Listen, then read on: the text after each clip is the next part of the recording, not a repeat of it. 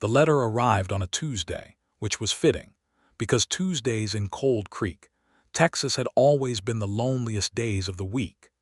Evelyn Dugan read the advertisement 3 times before she folded it back into its crease and pressed it flat against the worn pine surface of her kitchen table in Galveston. The year was 1878, and the Gulf Coast winds were already heavy with August heat, pressing against the thin walls of the boarding house room she rented from a widow named Mrs. Farrow.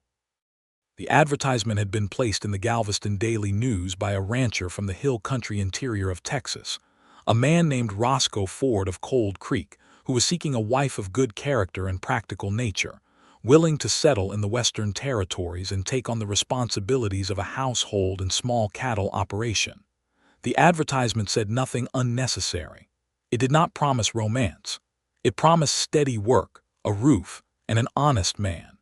Evelyn was 26 years old. She had red-brown hair that she wore pinned up in a practical twist, gray eyes that people sometimes called silver when they were being generous, and hands that were already rough from the laundry work she had been doing since her father's death 3 years prior. She was not desperate in the way people assumed women who answered such advertisements were desperate. She was practical. She was the kind of woman who looked at a situation with clear eyes and made the most reasonable decision available to her.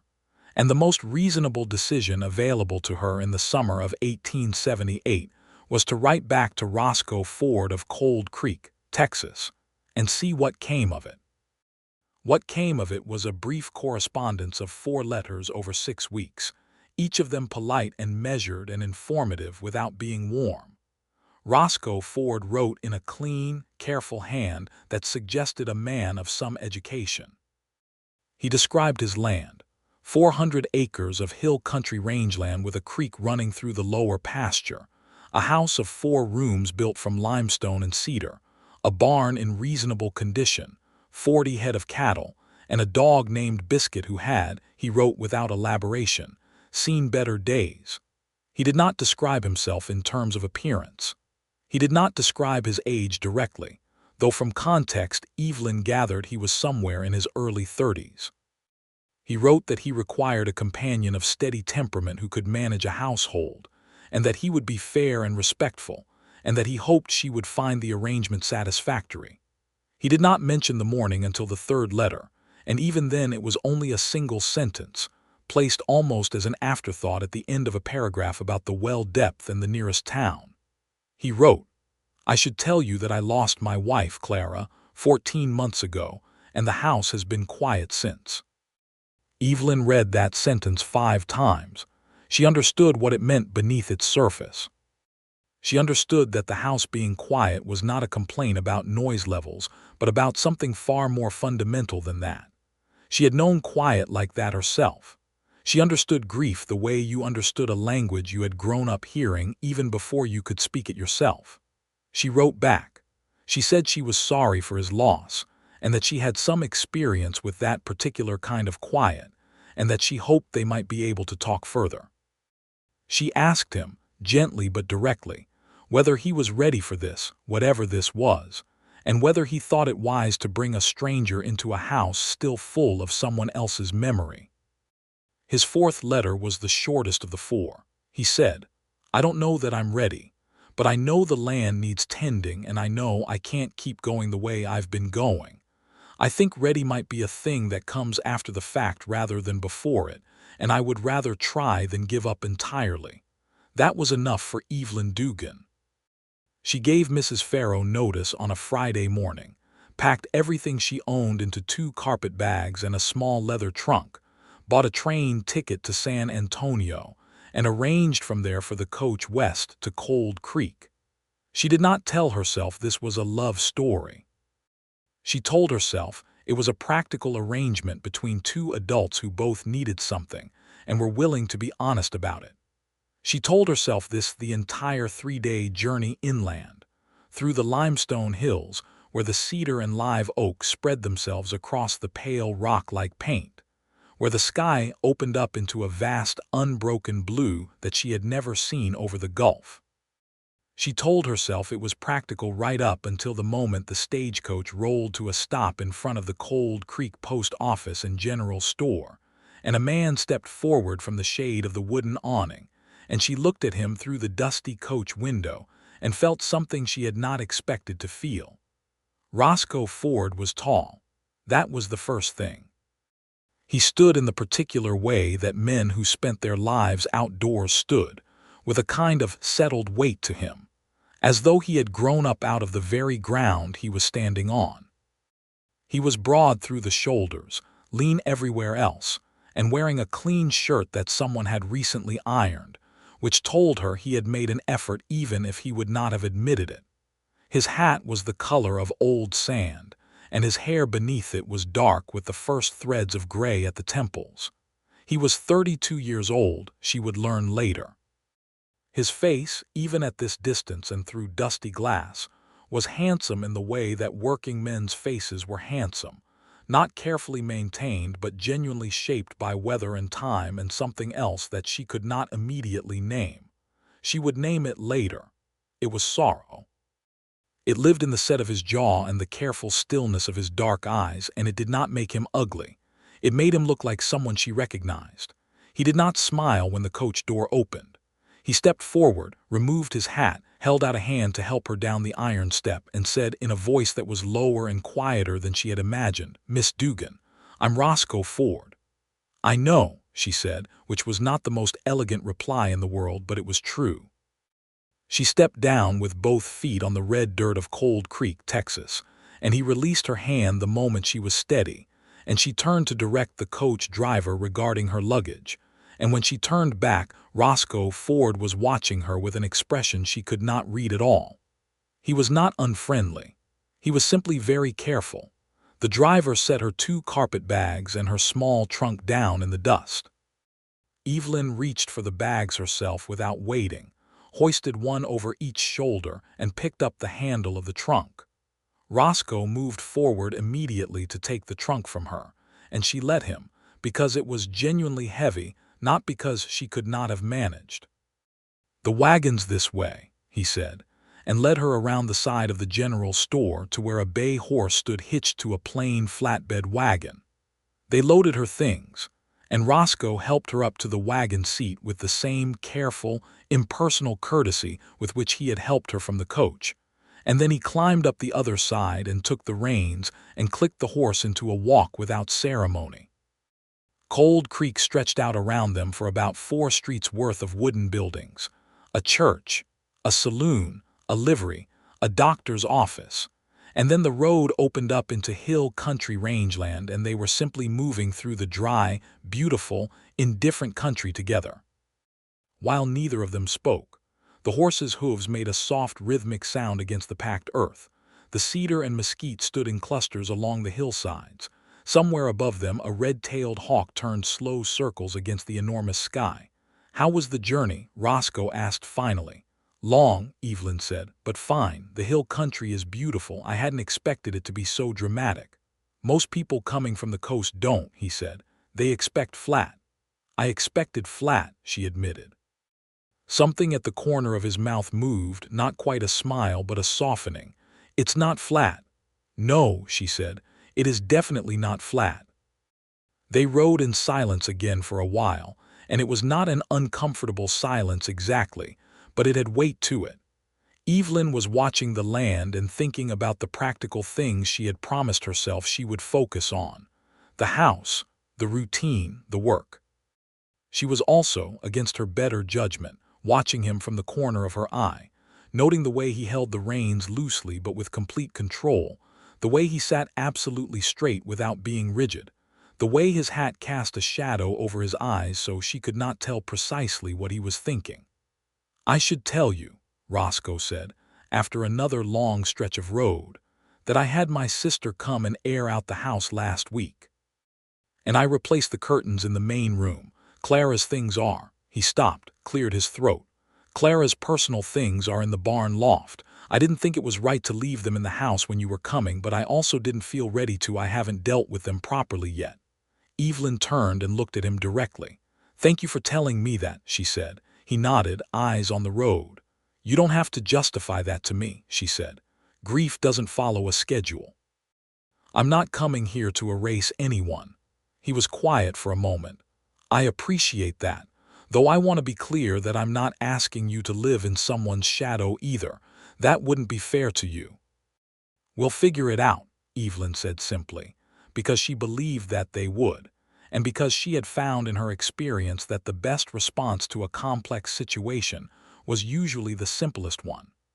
The house appeared around a bend in the road, set back from a low hill with the creek visible as a silver thread through the trees below it.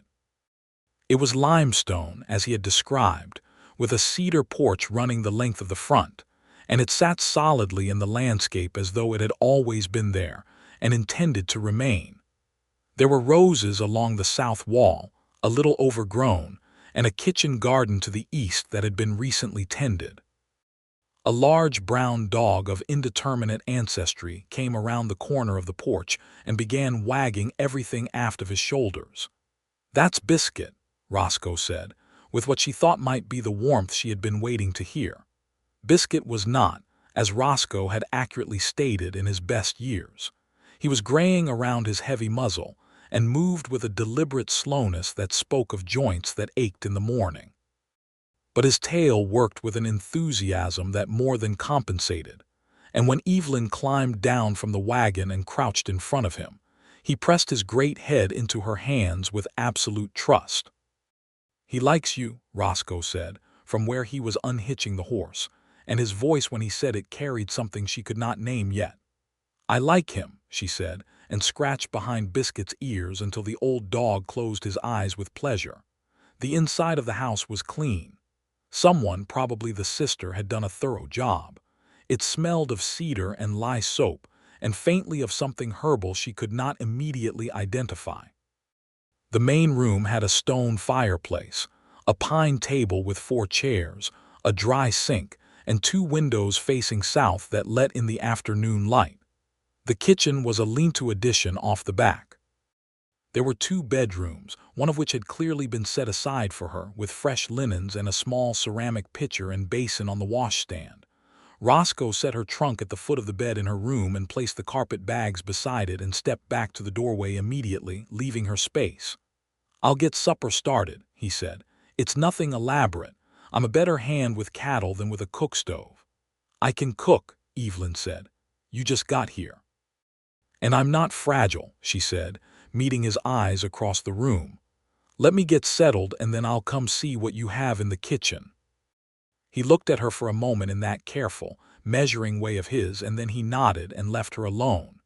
Evelyn stood in the middle of the small room for a moment, looking at the late afternoon light coming through the window, listening to the sound of the creek somewhere below the hill. She pressed her hands flat against her thighs and took a slow breath. This was real. This place was real.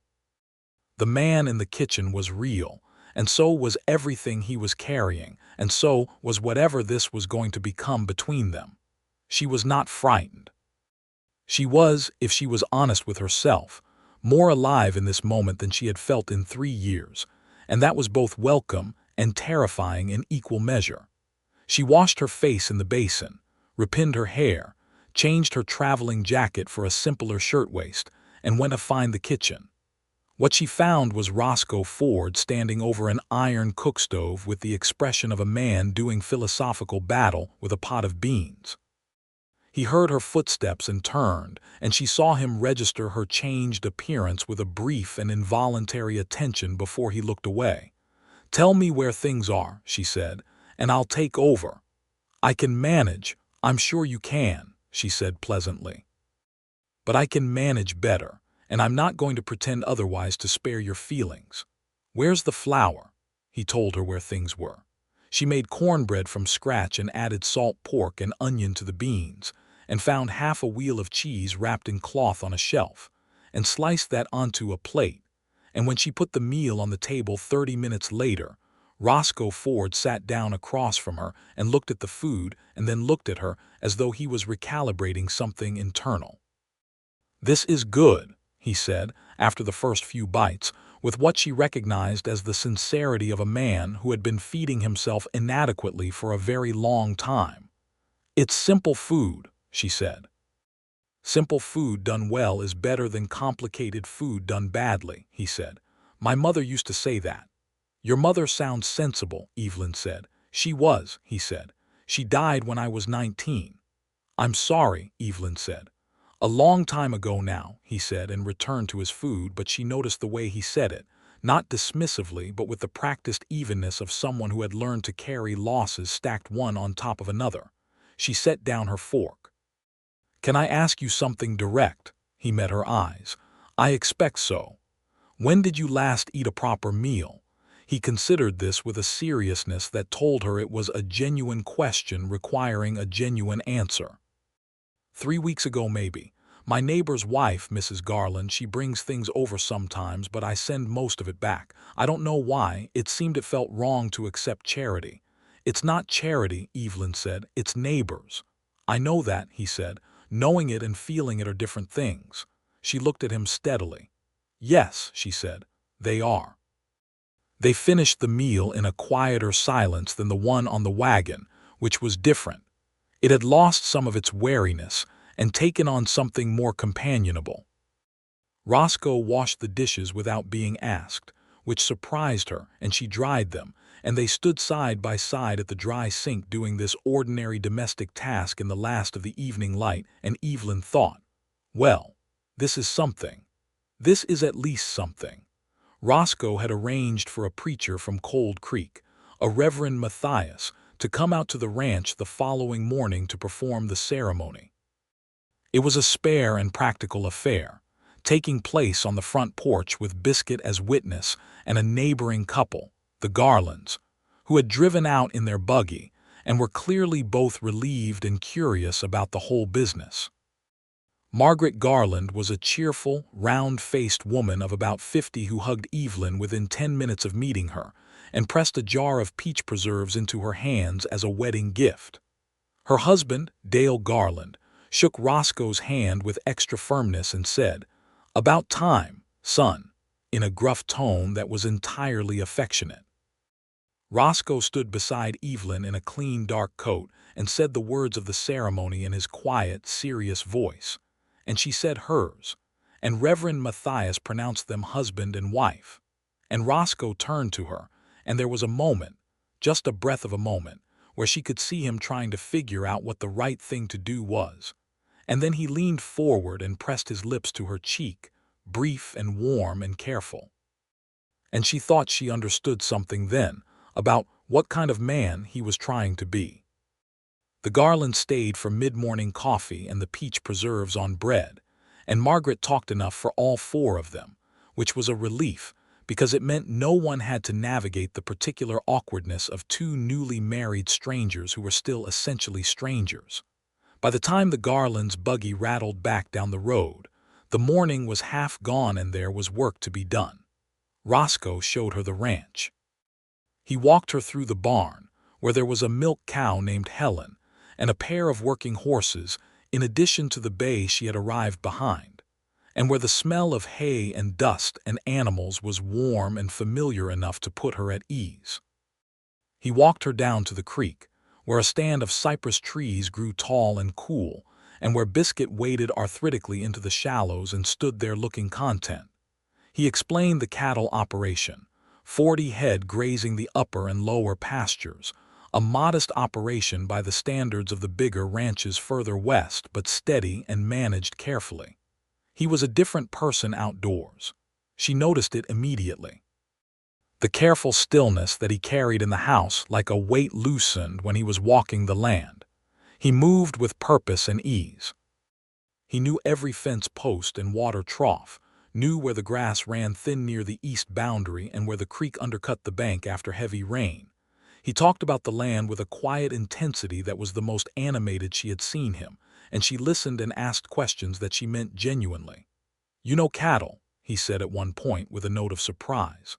"My father ranched," she said. "A small operation back in West Texas before we moved to Galveston. I grew up around it."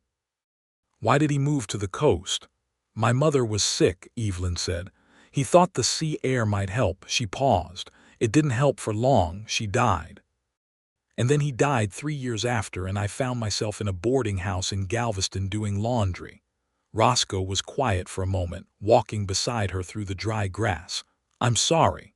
I'm not telling you for sympathy, she said. I'm telling you so you know where I come from. I know what it is to work, and I know what it is to lose people, and I know what it is to start over from almost nothing. I'm not going to fall apart on you. He stopped walking and turned to look at her with those dark, careful eyes, and this time the expression in them was not unreadable. It was something she could not name precisely but recognized as a form of recognition, the way you felt when you met someone who spoke the same language as you, not a love language, just the language of people who had been through things and kept going. All right, he said simply, and turned and kept walking, and she walked beside him. The first weeks had their difficulties, as all new arrangements did. There were moments of awkwardness that could not be avoided.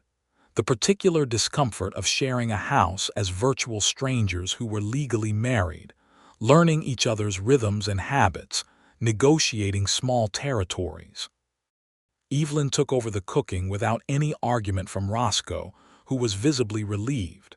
She established a kitchen-garden routine, rising early to water before the day's heat arrived. She took on the milk cow's morning care. She repaired the curtains in the kitchen that the sister had missed, using cloth she had brought from Galveston. Roscoe worked from before dawn to after dark in the way that working ranchers did, and he came in for meals and ate quietly and thanked her. And in the evenings, he sometimes sat on the porch with biscuit and sometimes sat at the table with a ledger book and the stub of a pencil. He did not talk about Clara. He was scrupulously respectful of Evelyn's privacy and her space, to a degree that she understood was not coldness, but was instead an enormous effort at decency. He was trying very hard not to be a burden. She could see it in every measured, careful thing he did, and it made her heart ache for him in a way she had not expected. It was on a Wednesday in the third week, when she was sorting through the kitchen shelves to understand what supplies were running low, that she found it. It was tucked behind a tin of salt, small and deliberate in its placement, a tiny folded piece of paper, no bigger than her thumb. She almost didn't open it. But something in the careful way it was folded told her it had been placed there by hands that meant something by the placing, and she unfolded it. It was Clara's handwriting. She knew that immediately from the way it was different from Roscoe's, rounder and slanted the other direction. It said, "The salt tin needs refilling by Wednesday or by Thursday at the latest. Also tell Roscoe the east fence post by the old oak is leaning again. He never remembers to check it." Evelyn stood very still for a moment, holding this small piece of paper. It was a grocery note, a reminder note. The most ordinary thing in the world, left by a woman who had expected to be there on Wednesday to act on it herself. And instead the salt tin had run low, and no one had noticed because the woman who would have noticed was gone. She was not crying. She was not a woman who cried easily, though she was a woman who felt things deeply. But something moved through her chest that was both grief for a stranger and something else, something more immediate and personal. And when she heard Roscoe's boots on the porch steps, she folded the note back very carefully and set it where she had found it. He came in for the midday meal with dust on his shirt and weariness in his face, and she set bread and cold meat and the last of the beans on the table, and he sat down, and she sat across from him, and she said, "The east fence post by the old oak is leaning. I saw it this morning when I walked out to check on Helen." He stopped with his fork halfway to his plate. He looked at her very carefully. "I'll fix it this afternoon," he said. She nodded and returned to her meal. He did not ask how she had known to mention it, and she did not explain. But she saw something shift in him, a loosening of something that had been wound very tight, and she thought, there it is. The summer moved into its deepest heat, and the work of the ranch moved with it. In the mornings Roscoe rode out early with his cattle and his fences and his endless surveys of the dry grass, watching for the fire risk that was always present in August. He had one hired hand, a young man of about 20 named Percy Whitfield, who came 3 days a week and was eager to please, and not yet as skilled as he would eventually be. Evelyn found she liked Percy immediately. He had a quick, unguarded face, and a habit of talking to the horses in a gentle, ongoing narrative that she found touching. It was Percy who first made her laugh properly, telling her about the time the previous spring that Roscoe's fence had been crashed through by a neighbor's bull at 2 in the morning, and Roscoe had chased that bull on horseback in his nightshirt for half a mile before catching it, which image Evelyn found so genuinely funny that she laughed until she had to set down the bucket she was carrying. Percy grinned at her, delighted to have produced this effect, and then glanced nervously at the barn door to make sure Roscoe had not heard him tell it. Roscoe had heard. He appeared in the barn door with a look on his face that was caught between embarrassment and something she was almost certain was the beginning of amusement, and he said, "It was not a nightshirt, Percy. It was a work shirt that I hadn't bothered to tuck in." "If it's untucked and goes past your knees, it's a nightshirt," Evelyn said. Percy made a sound that he immediately suppressed. Roscoe looked at Evelyn, and then, fully and completely for the first time in her presence, he smiled. It was a devastating thing, that smile. It rearranged the entire geography of his face. It made him look younger and less careful and entirely different from the man who had helped her down from the stagecoach with such precise courtesy, and Evelyn felt something in her chest shift like a piece of furniture being moved to a better position. She turned back to her bucket and carried it out into the sun, but she was smiling at the ground the whole way to the garden, and she hoped very much that no one was watching. He started talking to her in the evenings.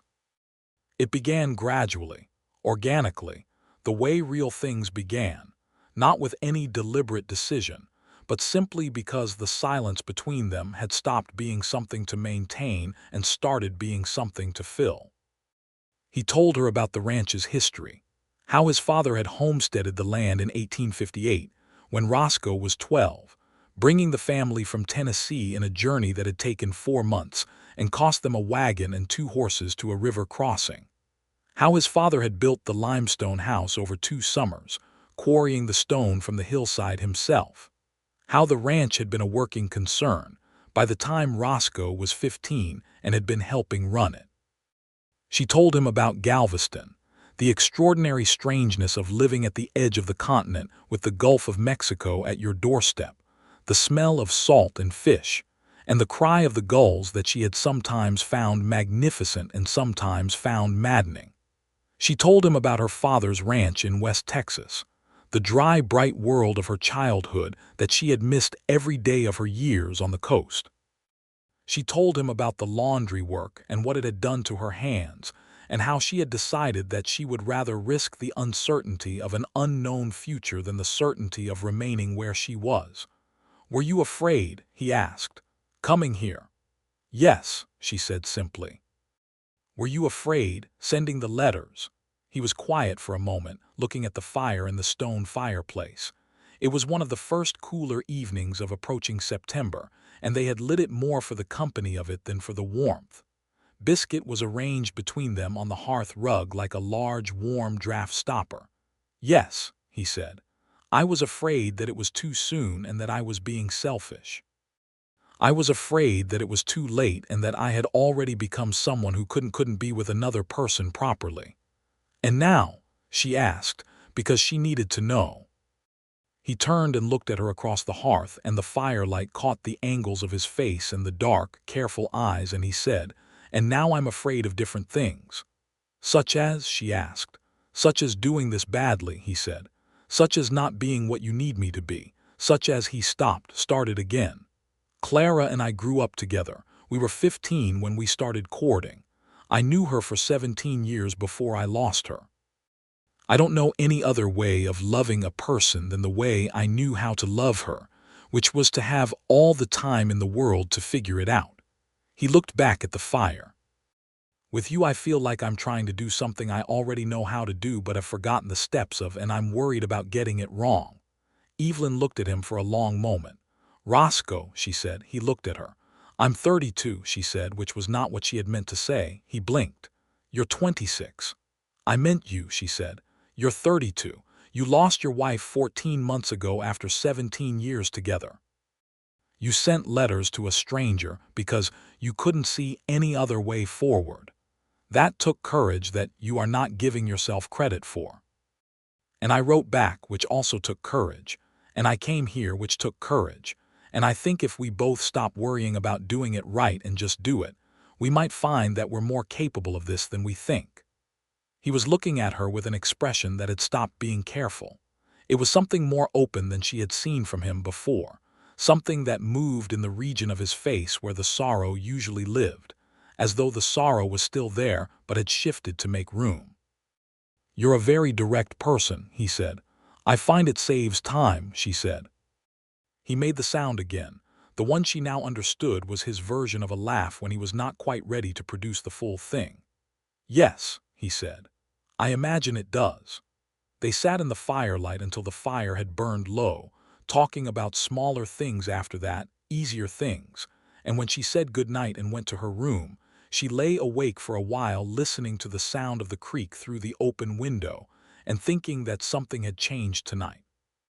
She could feel it the way you could feel a change in the weather, not yet present but approaching.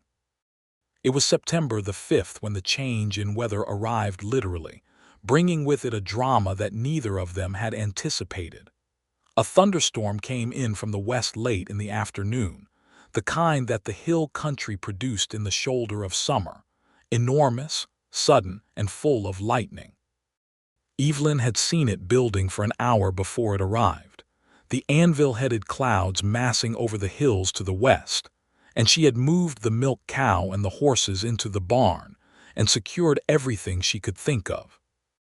What she had not anticipated was that one of the fences in the lower pasture had already been weakened from earlier dry weather stressing the posts, and when the storm hit full force, 7 of the 40 cattle broke through and vanished into the cedar breaks in the driving rain. Roscoe came in from the upper pasture where he had been working when the storm hit, soaking wet and immediately assessing, and when Percy rode in minutes later and told him about the fence break, his jaw set and he was back on his horse before Evelyn could say a word. "I'm coming with you," she said. He looked down at her from the saddle. "It's a hell of a storm, Evelyn." "I know it is," she said. "I've been in hell of a storms before. I know how to ride. Give me 5 minutes." He did not argue. She was on the bay horse in 4 minutes, wearing her father's old oilskin coat that she had carried from Galveston out of pure sentiment and now blessed, and the 3 of them rode out into the driving rain. Finding 7 cattle in cedar breaks during a thunderstorm while trying to stay on horseback through terrain that turned slippery and treacherous in the rain was not romantic. It was exhausting and frustrating and occasionally frightening when the lightning struck close enough to feel. But Evelyn was genuinely useful. She had grown up doing this. She had the cattle sense that came from childhood, knew how they moved and where they were likely to press into shelter, and she found 3 of the 7 herself in a dense stand of cedar, where a natural rock outcropping had formed a shallow overhang, all 3 pressed together and looking miserable and stubborn. Getting them back was a project, but she managed, calling to Percy for help, and the 2 of them between them driving the reluctant animals back through the rain toward the pasture, where Roscoe had already found 2 more and was working on the remaining 2. By the time the storm had eased to a steady soaking rain, all 7 cattle were back in the pasture. Percy had done emergency repairs on the fence with wet wire and freezing fingers, and all 3 humans were soaked through to the bone and covered in various quantities of Texas mud. Roscoe rode up beside her as they headed back to the barn, and for a moment she could not read his expression because of the rain on her face and the failing evening light. Then he said, "You're a hell of a ranch hand," and his voice was rough with something that had nothing to do with the rain.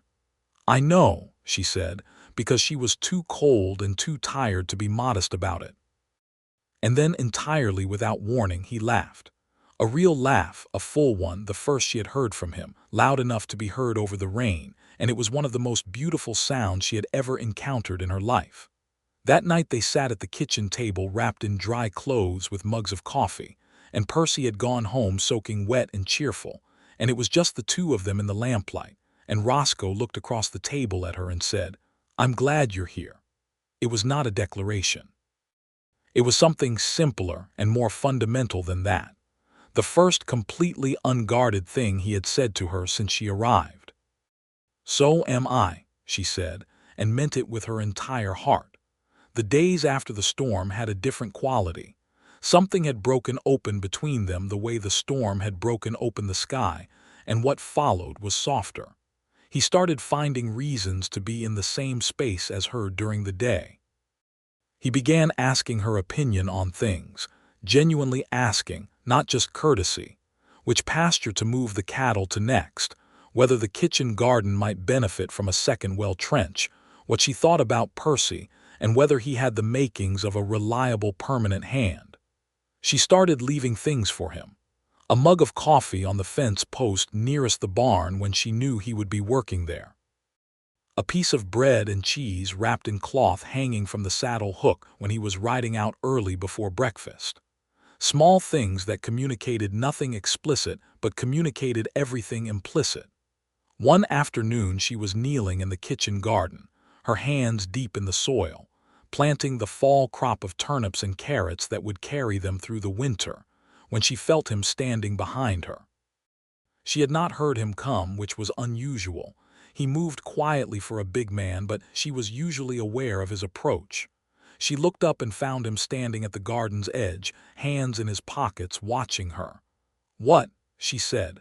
"Nothing," he said. Then Clara hated the garden. She sat back on her heels and looked at him. "Did she?" "She said the dirt got under her nails and stayed there," he said. "She was a better housekeeper than me, but the garden was always mine." Evelyn looked down at her own hands, which were thoroughly soil-blackened. "I like gardens," she said. "I can see that," he said. She tilted her head. "Is this your way of telling me I've been tending your garden wrong?" "No," he said immediately. "The garden has never looked better." He paused. "I just wanted you to know about Clara, so you didn't feel like you were competing with a ghost." Evelyn set down her trowel carefully and gave him her full attention. "Roscoe," she said, "I am not competing with anything. Clara was your wife for 17 years and you loved her and she died, and that is a grief that I respect completely. She does not have to disappear for there to be room for me." He looked at her with that open expression that she was seeing more often now. "You really believe that?" "I do," she said. "The heart is not a small room with only enough space for one person. It's bigger than that. I've found it to be bigger than that." He crouched down at the garden's edge so they were on the same level, resting his arms on his knees. He was close enough that she could see the details of his face clearly, the weather lines at the corners of his eyes, the faint silver at his temples, the way his mouth was serious when he was thinking and the way it changed when he was about to say something he meant deeply. "You said," he started, "back in the beginning that you knew something about that kind of quiet." "I did say that," she said. "Who did you lose?" She met his eyes. "My mother first, then my father." And in between she stopped, looked down at her soil-dark hands. "In between there was a man in Galveston. We were engaged." "What happened?" Roscoe asked quietly without pressure. "He died of yellow fever," she said. "In the summer of 1875. We had been engaged for 4 months." She paused. "People thought I should have been over it in a year. I wasn't over it in a year. I'm not sure I was ever entirely over it in the way people thought I should be. I just kept going because that's what you do." "Yes," he said, "that's what you do." "So when I say I know something about grief," she said, "I mean it. Not just theoretically. I mean I know what it does to the inside of a house. I know what it does to the inside of a person." She looked up at him. "I'm not afraid of it, Roscoe. I'm not going to back away from you because you still carry it. I don't expect you to carry it alone, and I don't expect you to pretend it isn't there." He held her gaze for a long, unhurried moment. The afternoon was warm and still around them, and somewhere in the cedar below the creek a bird was calling, and Biscuit was asleep in the shade of the porch, and the world was very quiet and very present. "All right," he said. It was the same thing he had said on the first walk of the ranch, but it meant something completely different now. It meant, "I trust this, I trust you, I'm going to let this be real." October arrived, and with it the first genuine cool of the season, and the hills turned 100 shades of gold and amber, and the cedar went very dark, and the creek ran clear and cold over its limestone bed. Evelyn had settled into the house and the routine with the thoroughness of someone who had decided to stay and meant it. The kitchen garden had produced well for fall planting, and she had put up enough preserved vegetables and dried beans to see them comfortably through the winter. She had repaired the seam in the quilt on her bed and hemmed the curtains in Roscoe's room while he was out, which he noticed, and said nothing about directly but thanked her for with an extra deliberateness at supper that told her he had noticed more than the curtains. On a Saturday afternoon in mid-October, when the sky was the particular scrubbed blue of autumn, Roscoe came in from the barn and found her sitting at the table writing a letter. To who? He asked, without self-consciousness, which was itself new. My friend Iris in Galveston, she said. She's been worried about me. I've been neglecting to write. He got himself coffee and sat down across from her. What do you tell her? Ruth, Evelyn said. That I'm well, that the land is extraordinary, that the work suits me. She paused, looking at the half-finished letter. That I made a good decision coming here. She said it simply and looked up to find him looking at her with an expression that had stopped being careful entirely. It was something unguarded and warm and nakedly honest, and it lasted only a moment before he looked down at his coffee, but she had seen it. You should go to town sometime, he said. Meet people. Margaret Garland would be glad of your company. I've been keeping you out here working when you should have more life than just the ranch. The ranch is life, she said. But I do want to get to know Cold Creek. Maybe next Saturday we could go together. We could do that, he said. They went together on the following Saturday, riding into Cold Creek in the wagon with a list of supplies and biscuit in the back, who considered wagon rides a personal entitlement. Cold Creek was a town of perhaps 400 souls, with a main street that ran straight and dusty between 2 rows of wooden buildings, a water tower at the north end, and a school building that doubled as the town hall for meetings. It was a working town, practical and unpretentious, and the people in it were for the most part working people who looked at things with clear eyes and made up their minds quickly. Evelyn was assessed and accepted within the space of a morning. Margaret Garland had clearly been talking her up, because 3 separate women approached her outside the general store with the warmth of people who had been told she was worth knowing, and Evelyn found herself in the middle of a genuine conversation about the upcoming church social, and the condition of the main road after the September rains, and whether the new doctor who had set up his practice on the east end of Main Street was as good as the old one, who had died the previous spring. She discovered that she was glad of all of it, the noise and the normalcy of it, the way ordinary life in a small town was stitched together by exactly this kind of sidewalk conversation and shared concern. Roscoe moved through the town with the ease of a man who had known everyone there for decades, which he had. People greeted him warmly, and with an undisguised pleasure at seeing him looking better than he had, which he visibly did. Several of them looked at Evelyn with the frank curiosity of small-town people, and then looked back at Roscoe and nodded with approval that they did not particularly try to conceal. The blacksmith, a massive red-faced man named Gordon who had clearly been a friend of Roscoe's for years, shook his hand for a long time and then said to Evelyn, "It's real good to meet you, Mrs. Ford. Real good. He's been needing someone with some sense around the place for a while now."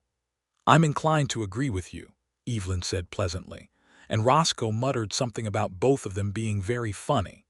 They had their supplies loaded and were preparing to head back when Evelyn spotted the small notice board beside the general store's front window and stopped. There were the usual things pinned to it, notices of sales and lost animals and the schedule for the church social. But one piece of paper caught her eye, and she leaned in to read it. It was a notice from the county land office, dated the previous month, regarding a land claim dispute in the Cold Creek area. Several property claims were being reviewed in connection with prior agreements that had been made and not honored. The language was bureaucratic, but she understood what it meant from context.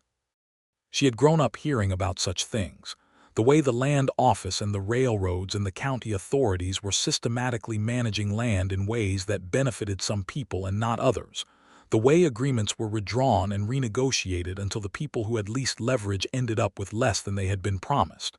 She turned to find Roscoe beside her, reading the same notice. His jaw was set. "Is this something that affects you?" she asked quietly. "Not directly," he said. "But it affects people I know. There's a family east of here, the Mourning's, been working their land for 15 years. They have a claim that's been disputed twice. Each time it costs them money, they don't have to defend it."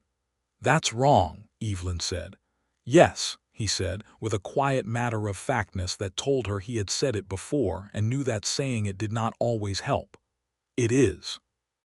They drove home in thoughtful quiet, and that evening Evelyn raised the subject of the Mourning's, asking questions and listening as Roscoe explained the broader situation of land in the county, the pressures on small operations, the ways in which the system favored those with capital and connections.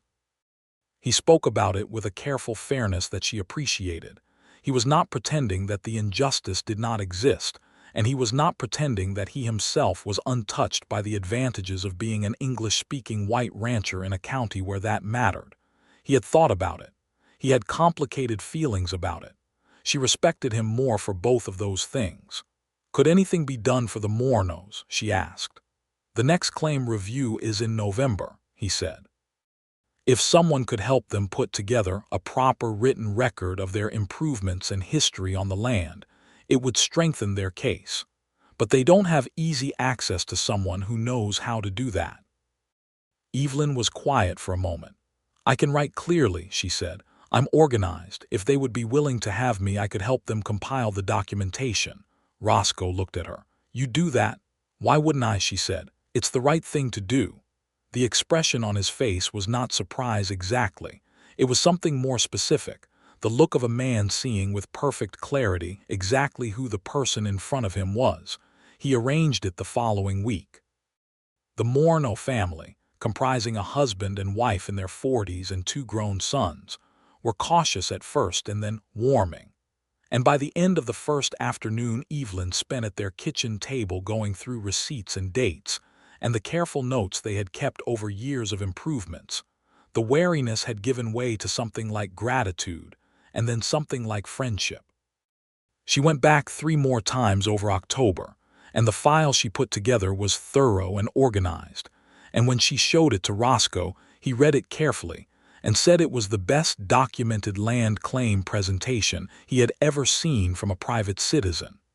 The Mourning's claim was upheld at the November review.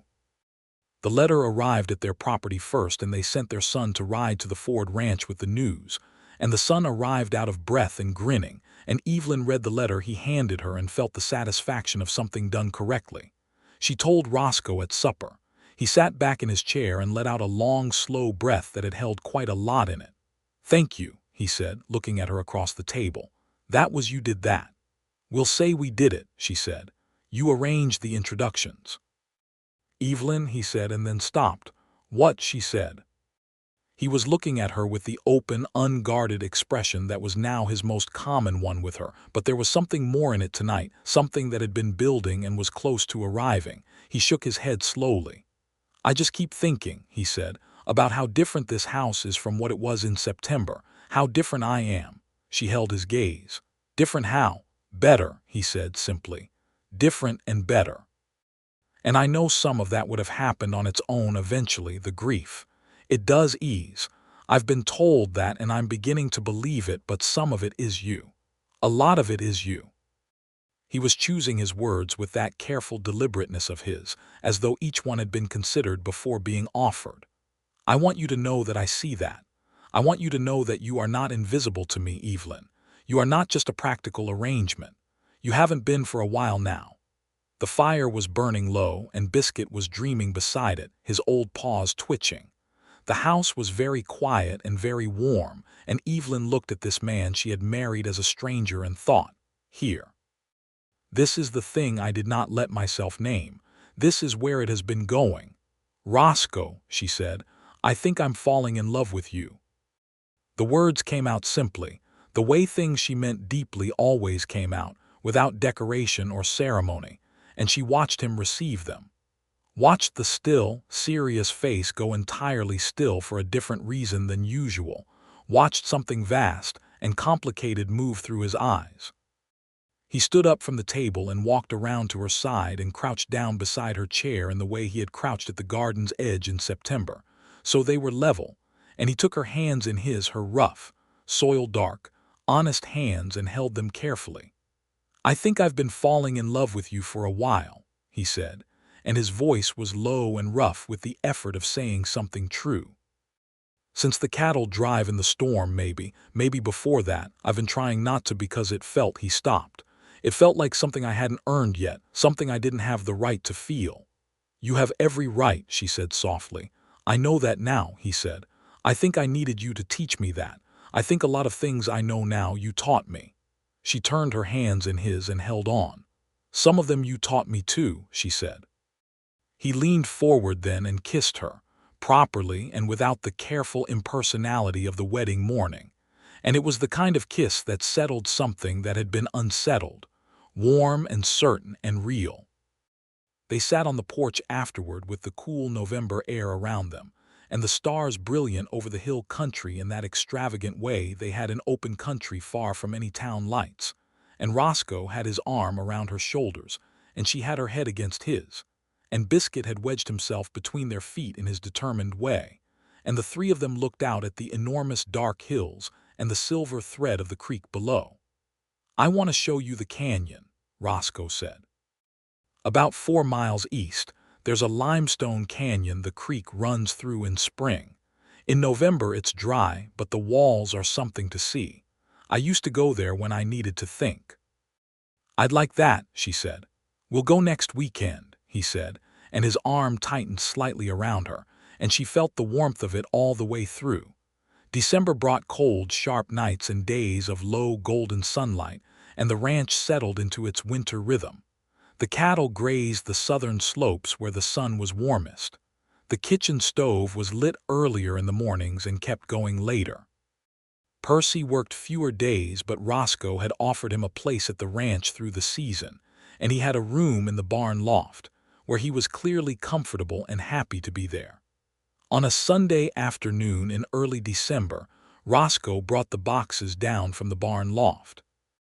Evelyn was in the kitchen when she heard him on the barn loft stairs, and she looked out the kitchen window and watched him carry the boxes to the woodpile and set them down, and she understood what he was doing. She put on her coat and went out. He was sitting on the woodpile in the cold sun, holding a small photograph in both hands. She came and sat beside him and looked at it. It was a studio photograph, formal and stiff the way studio photographs always were, a man and a woman in their Sunday best. Clara Ford was small and fair-haired, with a direct gaze and a set to her chin that suggested stubbornness and intelligence. Young. They were both young in it. "This was 2 years ago," Roscoe said. "There was a photographer come through Cold Creek. We had never had our picture taken. She thought we should." He looked at the photograph for a long moment. "I'm glad we did." Evelyn looked at the photograph and then at her husband's face. "She looks like someone I would have liked," she said honestly. "She would have liked you," Roscoe said, and his voice was steady though not easy. "She had no patience for pretense. She was direct. She worked hard. She would have told you you were good." He paused. "I think she would have been relieved, actually, that it was someone like you." Evelyn did not say anything for a moment. Then she said, "What are you going to do with her things?" "There are some things I'd like to keep," he said. "A few things her mother might want, the rest." He was quiet. "I thought we might pack some of it for the church donation, the clothes and so on, things that could be useful to someone. Does that seem right to you?" "It seems right," she said. They spent the afternoon doing it together, sorting through Clara's things with care and without hurry, Roscoe keeping what mattered most to him and setting aside what could go to others, and Evelyn helping where she was useful and giving him space where space was what he needed. It was a hard afternoon, and it was also a good one, the way the hardest necessary things sometimes were. He kept the photograph. He set it on the shelf in the main room that evening, in a small frame he had made himself from cedar, and Evelyn saw it there and said nothing because nothing needed to be said. The house had room for everything. She had said so from the beginning and she had meant it, and now he knew it too. December brought something else, which was a letter from Evelyn's friend Iris in Galveston, who had some news.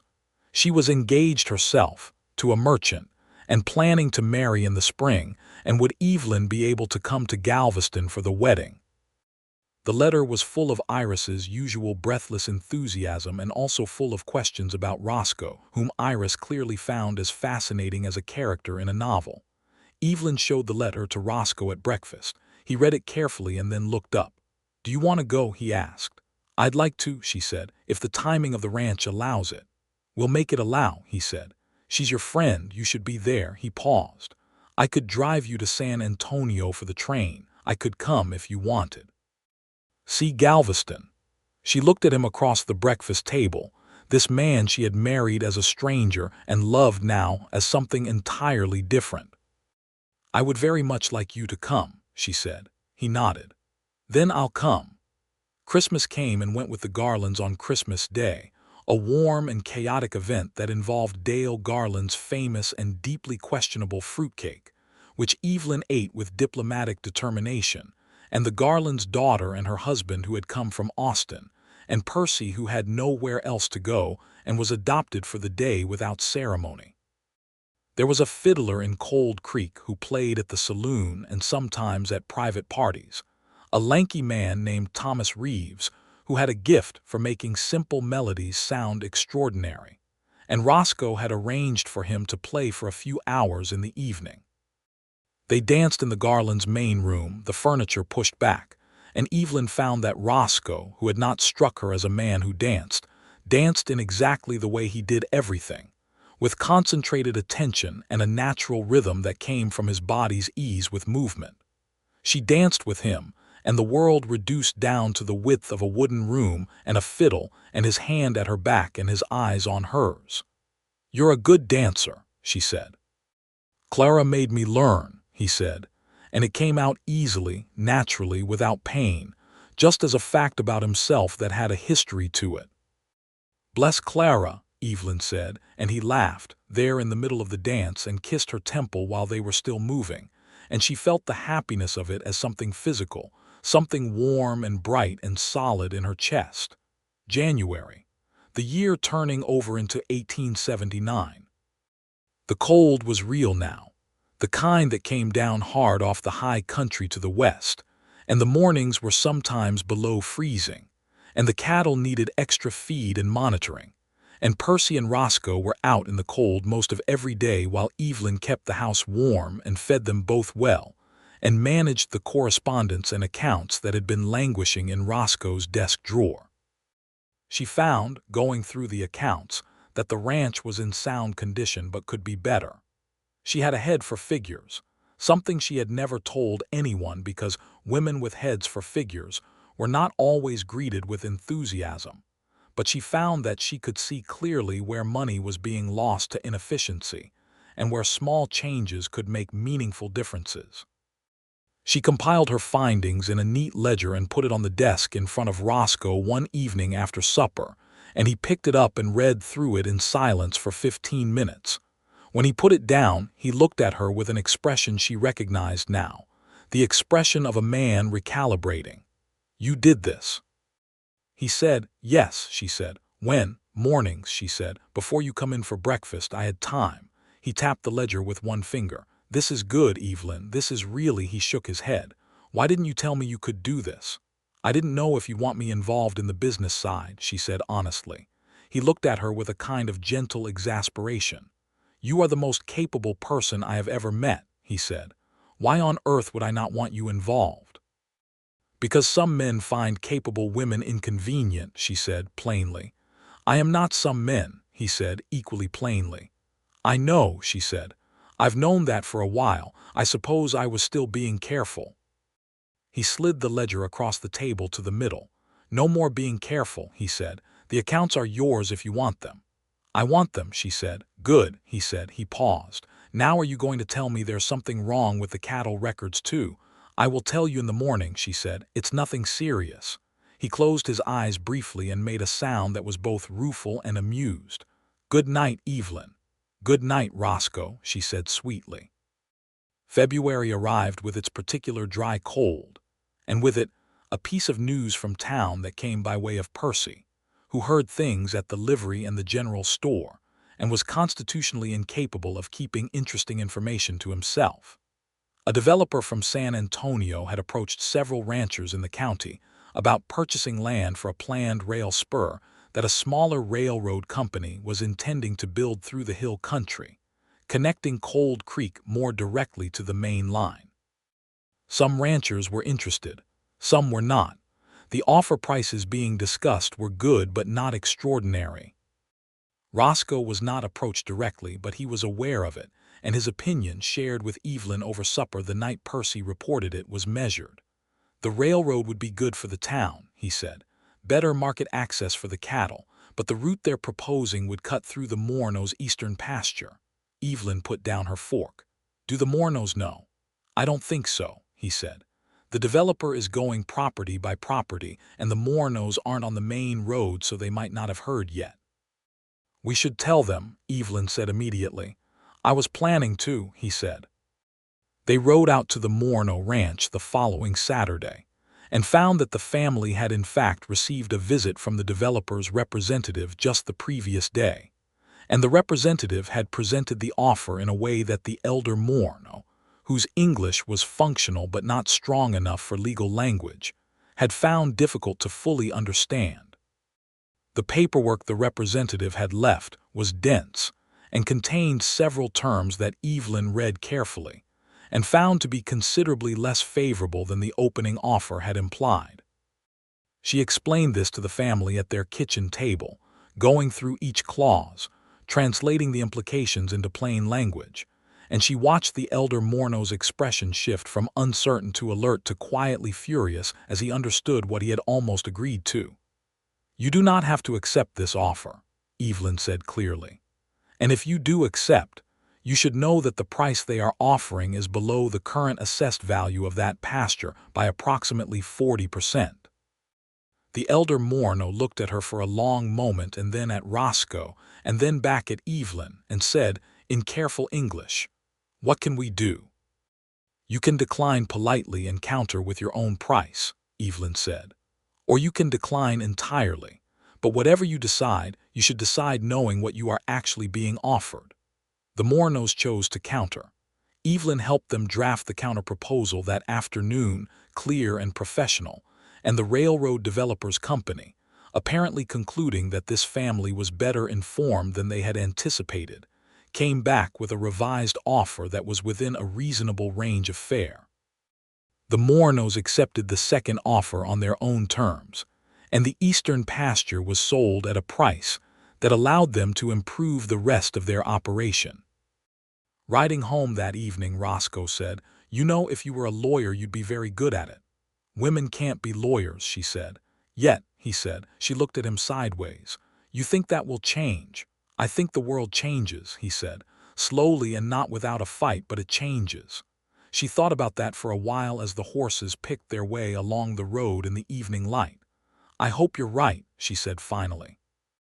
"I usually am about the things I'm patient about," he said, with the slight self-awareness that she loved, and she laughed, and he glanced over at her with an expression of such uncomplicated warmth that her heart turned over in her chest. March brought Iris's wedding and the trip to Galveston that they had planned. They left the ranch in Percy's capable hands with detailed instructions from both of them, Roscoe's about the cattle and Evelyn's about the kitchen garden, and the household, and Percy accepted this dual authority with the cheerful equanimity that was his particular gift. The journey to Galveston was Roscoe's first time at the coast. He was not a man who made a show of being impressed by things, but she watched him see the Gulf of Mexico for the first time and understood that he was more than impressed. He was struck genuinely still by it.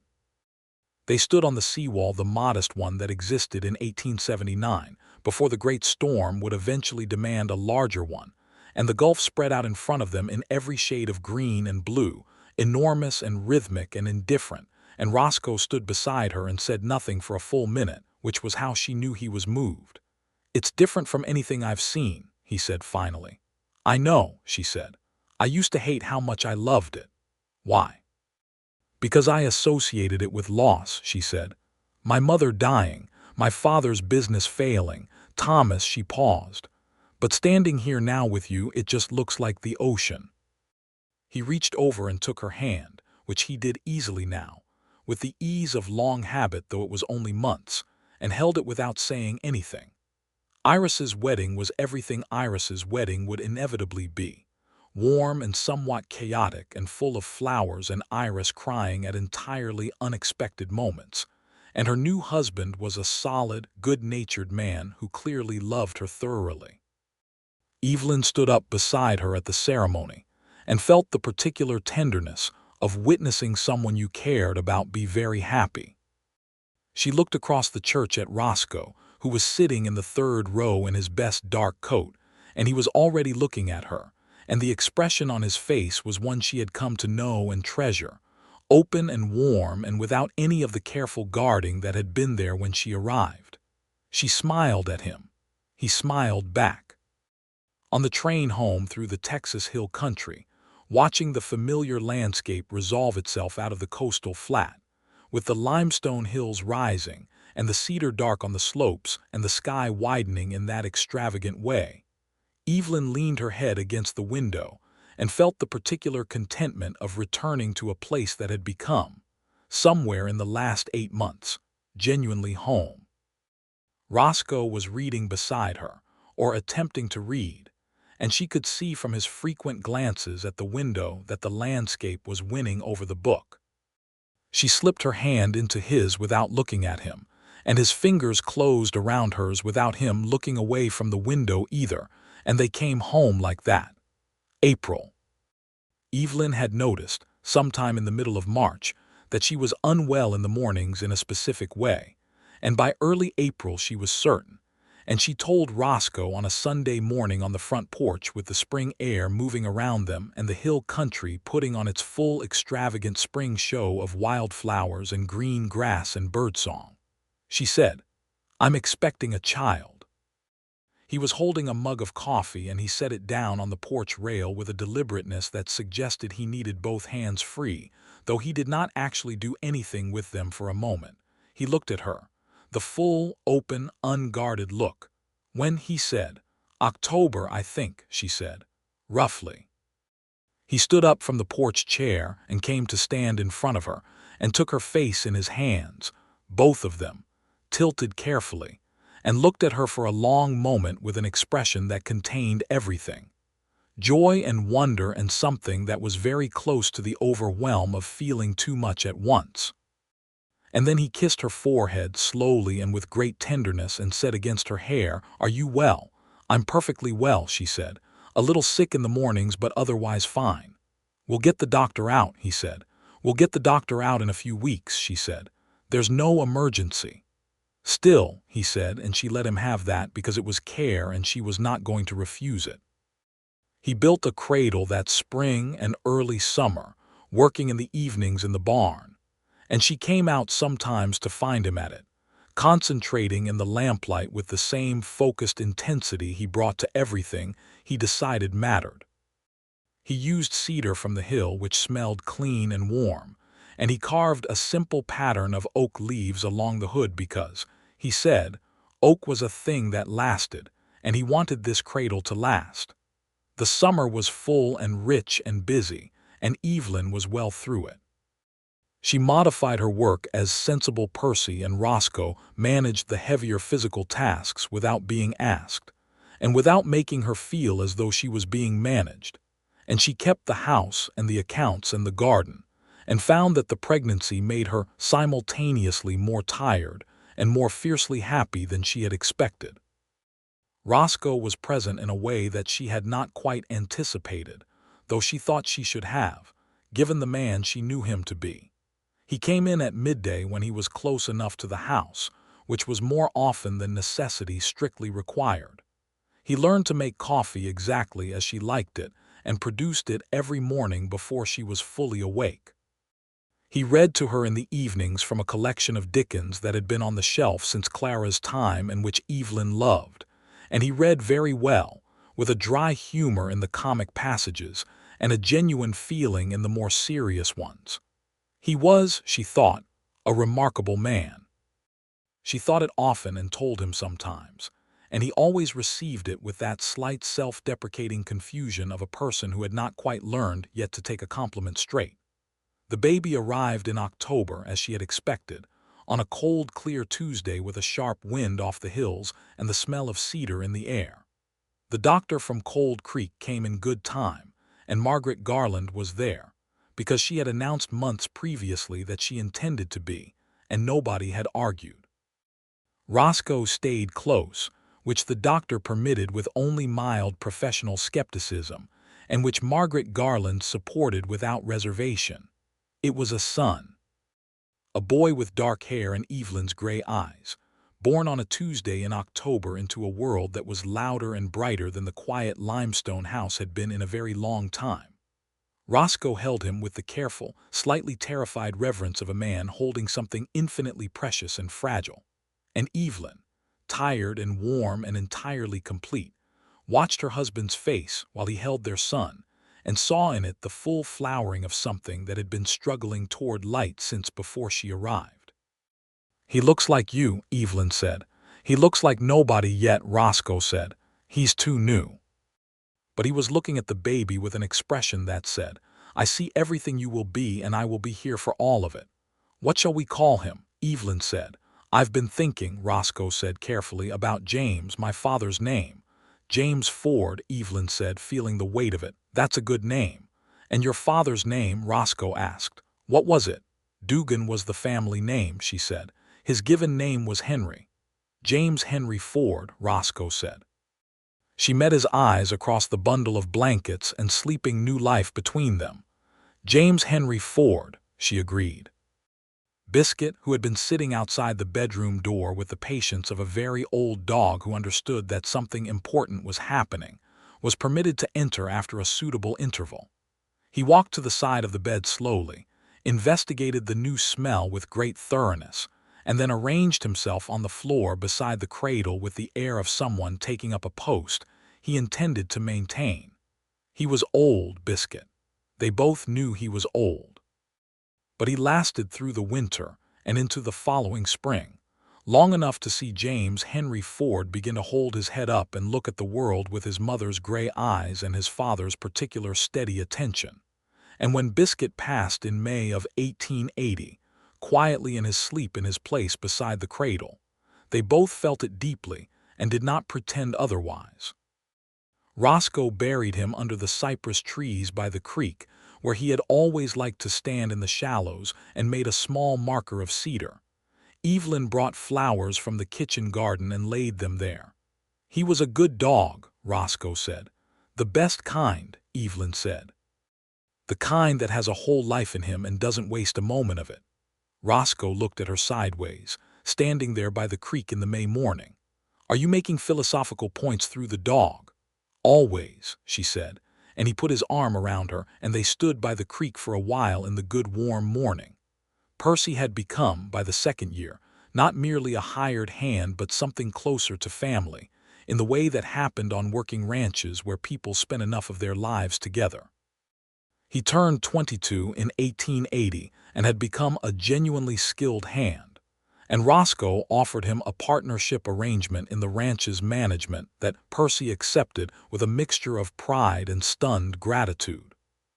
He brought a girl to Sunday dinner in June, a quiet, observant young woman from Cold Creek named Anna Reeves, sister of the fiddler, and Evelyn liked her immediately for the same reasons she always liked intelligent, quiet people, because what they said when they said it was worth hearing.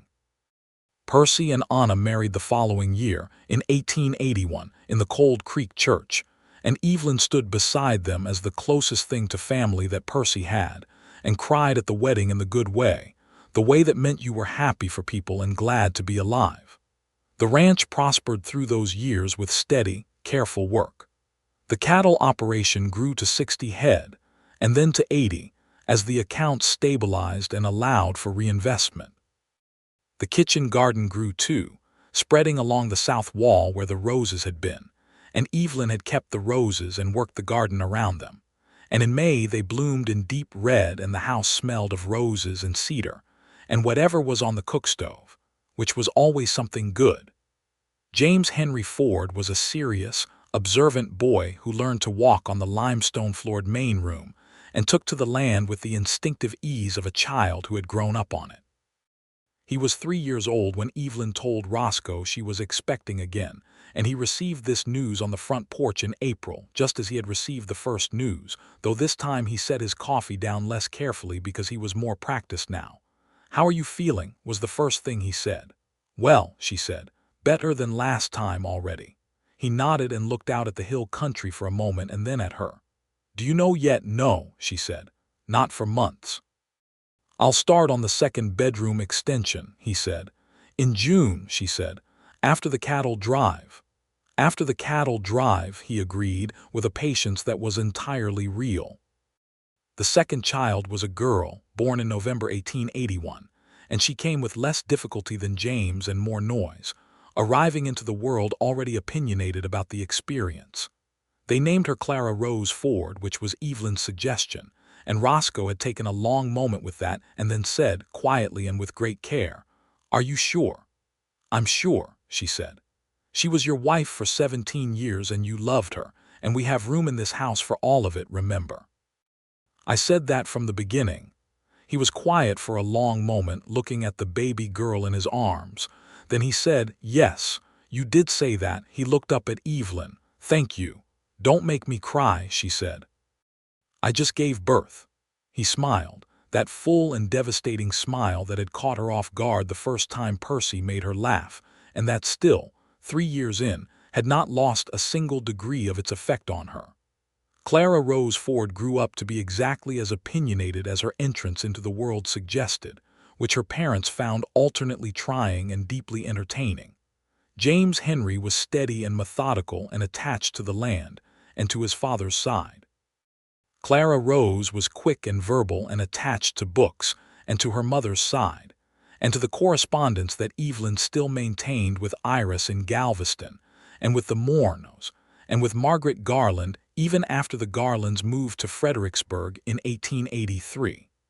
The years arranged themselves into the comfortable deep structure of a life well lived. There were difficult things, because life produced difficult things. A drought in 1884 that cost them 12 head of cattle and a summer of anxiety. A bad winter in 1886 that required more from all of them than they had expected. A fever that James had at age 7 that frightened Evelyn more than she showed, and that resolved, finally and thankfully, with the doctor's careful management and Roscoe's sleepless nights at the bedside. But there was more that was good than difficult, and the good deepened over time with the particular richness that only years of shared life could produce. The canyon that Roscoe had promised to show her in November of 1878. He showed it to her the following spring, and they went back every spring after that, the two of them first and then the children too, and the limestone walls of it were as extraordinary as he had said, rose gold and white and ancient, with the sound of water in the spring and perfect silence in summer. She thought of it as theirs. The creek below the house was theirs. The garden was theirs. The whole 400 acres was theirs, and the house and the children and Biscuit's grave under the cypress trees, and Clara Ford's photograph on the cedar shelf, and the folded note still behind the salt tin, which Evelyn had long since shown to Roscoe, and which he had held for a long time without speaking, and then placed back where it was, and they had never moved it after that. One evening in the autumn of 1887, with the children asleep and the fire down to coals, and the house entirely quiet in the good way, the way that meant fullness rather than absence, Roscoe sat on the porch steps with Evelyn beside him and the hill country dark and enormous around them, and the stars doing what stars did in that country, which was to be entirely unreasonable in their abundance. "I've been thinking," he said. "You are always thinking," she said. "What specifically?" "About September of 1878, he said. "The day you arrived. You came down off that coach with those carpet bags on your shoulders and that look on your face." "What look?" she said. "Like you had already decided," he said. "Like you had made up your mind before the coach door opened, and you were just waiting to confirm what you had decided." "I had," she said. "What had you decided?" he asked. She thought about it, sitting beside him on the porch steps in the cool autumn evening, 9 years married and certain of everything that mattered. She thought about the stagecoach window and the man in the shade of the awning, and the red dirt under her boots, and the carpet bags on her shoulders, and the single sentence in his third letter. "The house has been quiet since." "I decided," she said, "that if you were the kind of man who would tell a stranger the truth about his grief, you were worth knowing." He was quiet for a moment, and then he said, "I was afraid you'd see it and turn around." "I know you were," she said. "You said," he remembered, "that you knew something about that." "I did," she said. "I meant it." "I know you meant it," he said. "I knew it then, too. That was actually the thing, right there in the street. You said it, and I understood that you weren't going to pretend and you weren't going to bolt, and that was—" he stopped. "That was everything." She leaned against him, and his arm came around her in the easy, certain way of a man who had learned that this was where it belonged. The night was cool and sharp, and the hills were invisible against the dark, just a presence, the way they always were, solid and enormous and entirely indifferent in the way that made everything human feel both very small and very precious.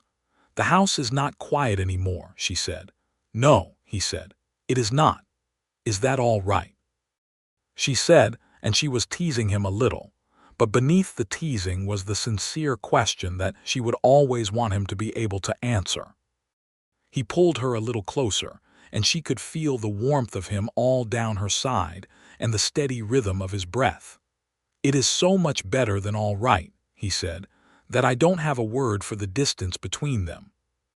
They sat on the porch in the autumn night for a long time, with the creek murmuring down in its bed and the stars going extravagantly on above the cedar hills, and the house behind them warm and lit, and full of sleeping children and the smell of tomorrow's bread that she had left rising in the kitchen, and the cedar cradle in James's room that he had outgrown but they had kept because Clara Rose would use it, and because it was built to last, and the roses that had been overgrown when she arrived and were now beautifully tended, and the photograph on the cedar shelf, and the note behind the salt tin, and every day of 9 years stacked up into the deep and solid thing that was this life. It was hers, it was his, it was theirs. She had arrived to a man in mourning, had set down her bags in the red dirt of Cold Creek, and said she knew something about that.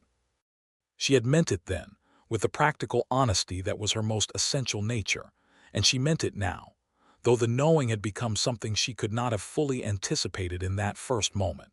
Not just the knowing of grief, but the knowing of how grief, if you did not flee from it and did not let it win, could become the ground on which something new and real and deeply loved could grow.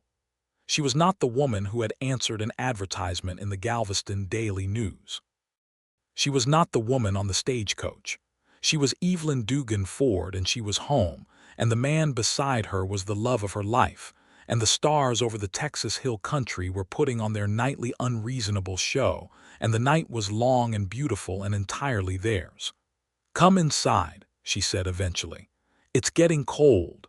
"In a minute," he said, because he always wanted one more minute with the night. "In a minute," she agreed and stayed beside him, because she always gave him that minute and he always came in. They went in together as they always did, and the door closed behind them on the cold night and the extravagant stars, and the house was warm and quiet in the very best way, and the fire in the stone hearth needed one more log, and Roscoe put it on, and Evelyn went to check that the bread was covered, and these were the smallest and most ordinary things in the world, and they were everything. James Henry Ford would grow up to take over the ranch, as his grandfather before him had intended it, with patience and skill and love for that particular piece of limestone hill country.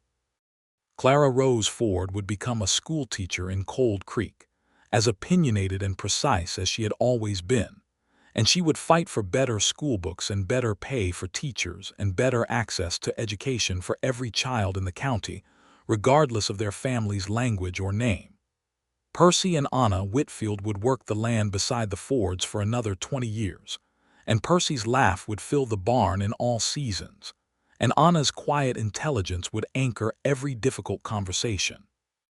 And in the house with the limestone walls and the cedar porch, with the roses along the south wall and the creek below the hill and the kitchen garden spreading in the morning sun, Evelyn and Roscoe Ford would grow old together in the way that people who have chosen each other completely and without reservation grow old, deepening rather than diminishing, knowing each other more truly with every season, finding new things to say and comfortable spaces of silence between the saying of them.